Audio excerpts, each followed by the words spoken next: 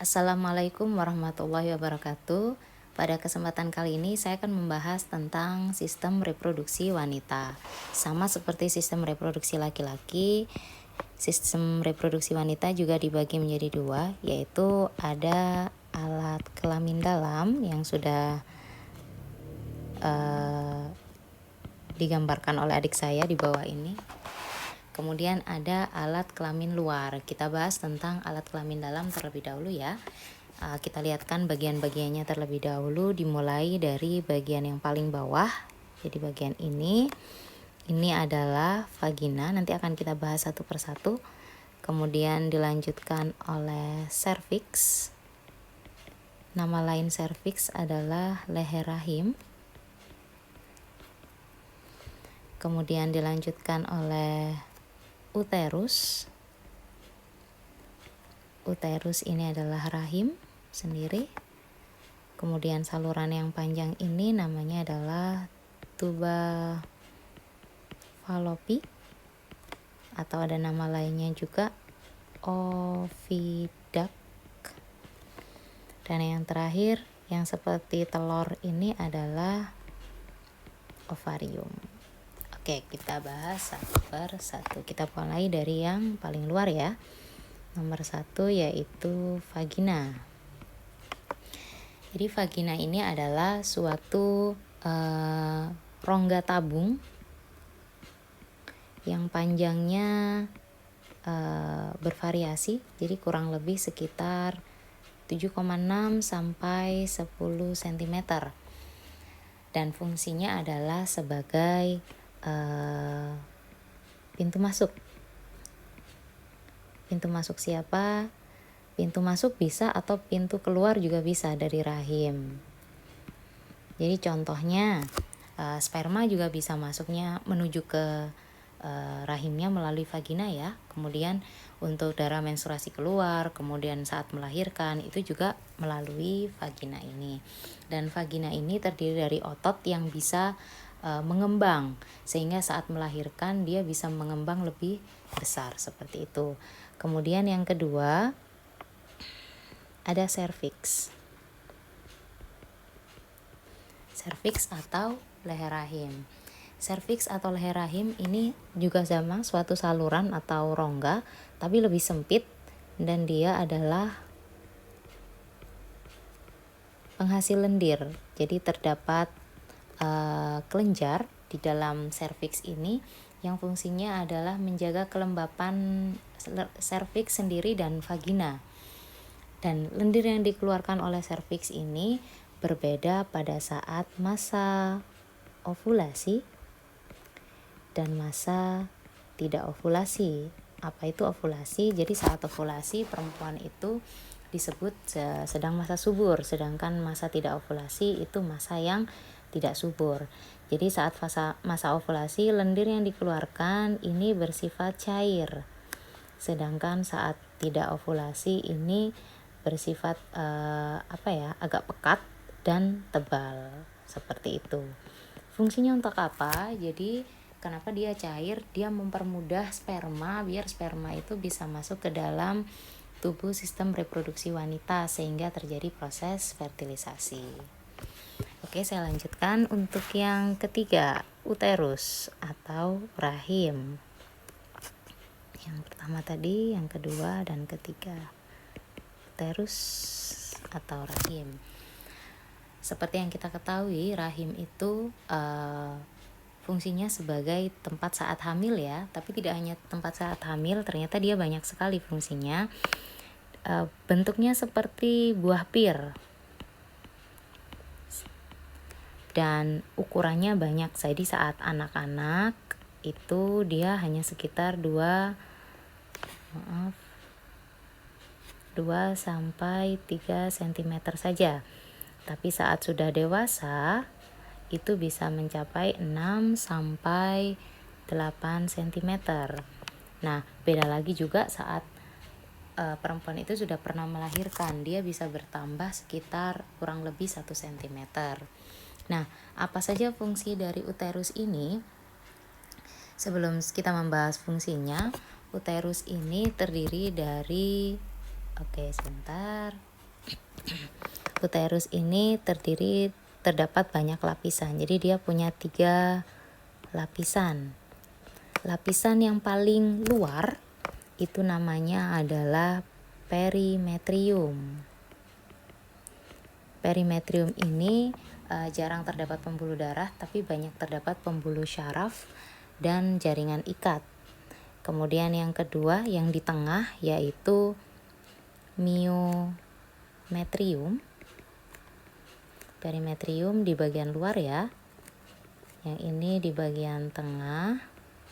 Dan yang terakhir endometrium. Endometrium ini yang di bagian dalam. Yang sering kita dengar hanya endometrium ya. Karena endometrium ini yang banyak terdapat pembuluh darah, dan si endometrium ini akan menebal tiap bulannya. Untuk apa? Untuk persiapan jika terjadi proses fertilisasi. Karena di dalam endometrium ini akan terjadi yang namanya implantasi. Implantasi itu menempel. Siapa yang menempel? Yang menempel adalah janin yang sudah mengalami fertilisasi. Nah, si uterus ini selain memiliki 3 lapisan, dia juga punya fungsi. Jadi fungsinya yang pertama pasti implantasi, ini tadi sudah saya jelaskan ya. Jadi saat terjadi proses, saya tulis di sini aja ya fungsi ya. Fungsinya yang pertama adalah implantasi. Dan akan terjadi kehamilan juga. Jadi proses kehamilan itu terjadinya di uterus. Kemudian fungsi yang lain adalah menstruasi. Jika tidak terjadi proses fertilisasi, maka dinding endometrium ini akan mengalami proses peluruhan. Oke, dan peluruhan itu namanya adalah menstruasi. Cukup jelas ya? Oke, saya lanjutkan. Serviks sudah, uterus sudah. Sekarang kita lanjutkan ke tuba falopi. Oke, sebentar.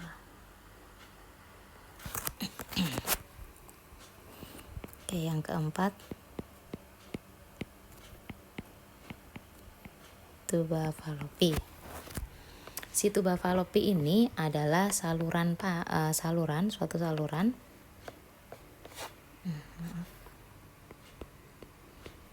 saluran yang panjangnya kurang lebih sekitar 7 cm.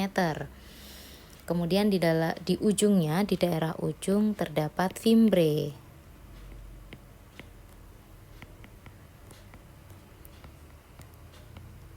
Apa fimbre itu? Sebentar saya lihatkan gambarnya. Nah, ini nih fimbre nih. Ini adalah fimbre. Jadi fimbre itu fungsinya adalah untuk membantu menangkap ovum. Ovarium itu menghasilkan ovum yang akan dikeluarkan. Dan akan ditangkap oleh fimbre.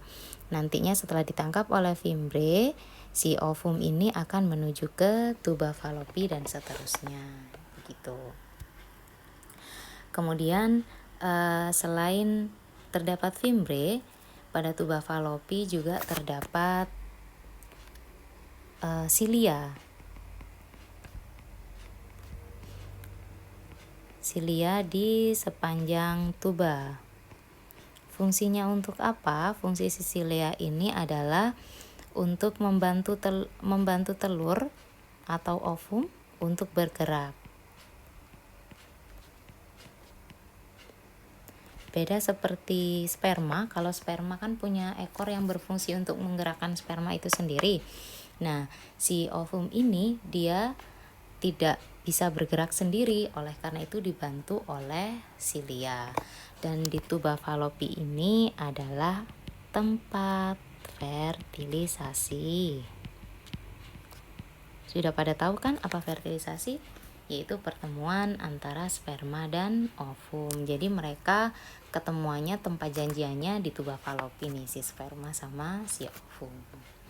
Oke, cukup jelas ya. Saya lanjutkan yang terakhir, yang kelima ada ovarium.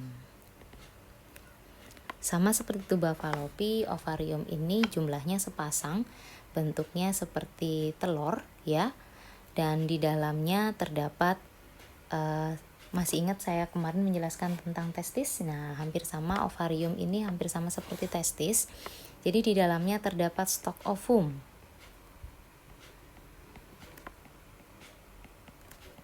Stok ovum, nama stok ovumnya adalah nama lainnya adalah folikel. Nanti kita bahas lebih lanjut ya tentang folikel ini. Dan tidak sama seperti laki-laki, si perempuan ini punya stok ovum. Jadi saat perempuan atau wanita itu dilahirkan, di dalam ovariumnya sudah terdapat stok ovum yang akan dikeluarkan saat masa dia puber, satu persatu setiap bulan. Berapa stoknya? Stoknya itu kurang lebih adalah sekitar 400 sel telur saja. Jadi 400 sel telur ini akan dikeluarkan satu persatu tiap bulan, dan kalau habis berarti perempuan akan mengalami masa namanya adalah menopause. Berarti saat itu wanita tidak bisa hamil lagi. Selain terdapat stok ovum, di sini juga terjadi proses yang namanya oogenesis. Oogenesis, kalau kemarin spermatogenesis proses pembentukan sperma, kalau oogenesis adalah proses pembentukan ovum. Dan yang terakhir adalah proses pembentukan hormon perempuan. Ada 2 hormon yang dibentuk di sini, ada hormon estrogen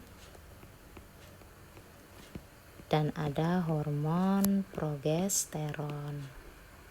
Si estrogen ini dikeluarkan oleh folikel-folikel di dalam ovarium, sedangkan progesteron ini dikeluarkan oleh corpus luteum.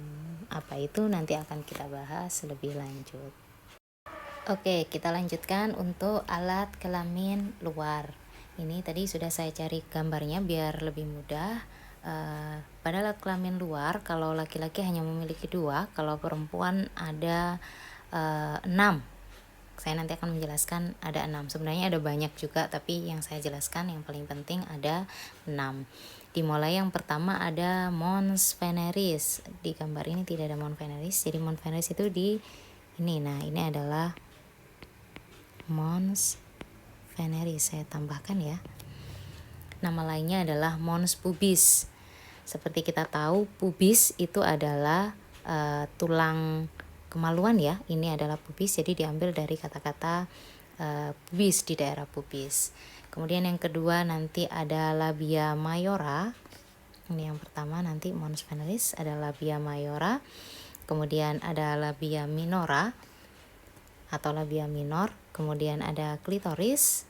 Kemudian satu lagi ada himen. Himen itu adalah selaput darah, letaknya di bagian luar vagina. Di sini ada himen. Kemudian ada uretra. Nah, saya jelaskan satu persatu terlebih dahulu.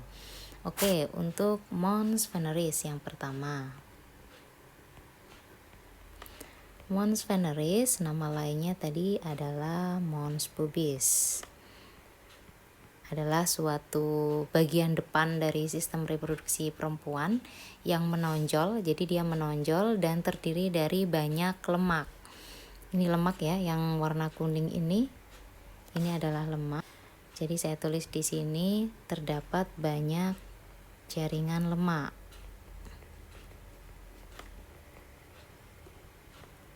Selain itu, pada saat nanti sudah dewasa, mons veneris ini akan tertutup rambut. Tertutup rambut. Kemudian yang kedua ada labia mayor atau nama lainnya adalah bibir besar. Jadi ada labia mayor dan ada labia minor. Labia mayor ini adalah kelanjutan dari mons veneris. Jadi setelah mons veneris akan dilanjutkan dilanjutkan labia mayor, dan sama seperti mons veneris, labia mayor ini banyak akan tertutup rambut pada saat dia dewasa. Selanjutnya ada labia minor atau bibir kecil. Maaf, tadi saya lupa. Untuk labia mayor itu dia homolog terhadap skrotum pada laki-laki. Apa itu homolog? Homolog itu strukturnya sama. Jadi strukturnya si labia mayor ini sama seperti skrotum pada laki-laki, tapi dia memiliki fungsi yang berbeda. Oke, saya lanjutkan. Yang ketiga ada labia minor.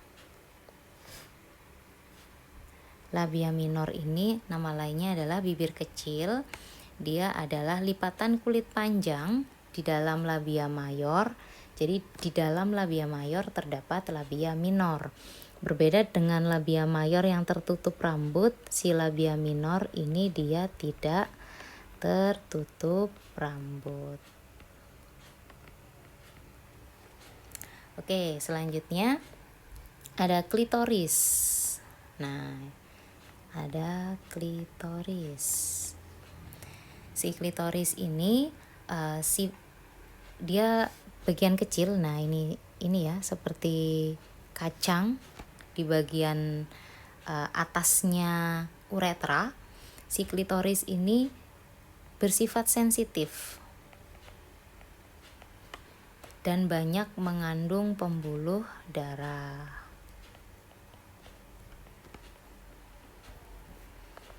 Nah, sama seperti labia mayor yang homolog terhadap skrotum, kalau si klitoris ini dia analog dengan penis pada laki-laki. Penis juga sifatnya sensitif ya. Nah, si klitoris ini sifatnya sensitif. Apa beda homolog dan analog? Kalau homolog tadi strukturnya sama, fungsinya berbeda. Kalau analog ini strukturnya berbeda, tapi fungsinya sama. Jadi dia fungsinya sama sebagai organ saraf sensoris yang bersifat sensitif, sama seperti penis. Oke, cukup jelas ya. Oke, yang kelima adalah himen, atau orang Indonesia bilang biasanya adalah selaput darah. Jadi himen atau selaput darah ini adalah suatu jaringan yang menutupi lubang vagina dan sifatnya rapuh. Dia bersifat rapuh dan mudah sobek. Jadi pada wanita biasanya si himen atau selaput darah ini lubangnya berbeda-beda. Ada yang bulat, ada yang oval, dan dia fungsinya jadi fungsi dari himen atau selaput darah ini adalah memiliki lubang kecil, dan lubang kecil itu untuk jalan darah menstruasi. Oke, yang keenam, yang terakhir adalah uretra. Nah, uretra pada perempuan ini berbeda dengan uretra pada laki-laki. Laki-laki juga punya uretra ya kemarin, cuman bedanya kalau laki-laki uretranya adalah muara dua saluran, yaitu saluran urin dan saluran sperma. Untuk perempuan uretranya hanya satu muara saluran, yaitu untuk pengeluaran urin saja. Dan uretra ini sebenarnya bukan termasuk sistem reproduksi, tapi sistem ekskresi. Tapi karena letaknya yang di daerah sistem reproduksi, oleh karena itu saya sebutkan juga. Jadi ini adalah lubang uretra, ini adalah lubang vagina. Bedanya pada laki-laki, kalau sistem reproduksi dan ekskresi uretranya jadi satu, kalau pada perempuan uretranya untuk pengeluaran urin sendiri, vagina untuk pintu masuk reproduksi sendiri. Begitu. Terima kasih. Semoga apa yang saya sampaikan bisa bermanfaat. Saya akhiri. Wassalamualaikum warahmatullahi wabarakatuh.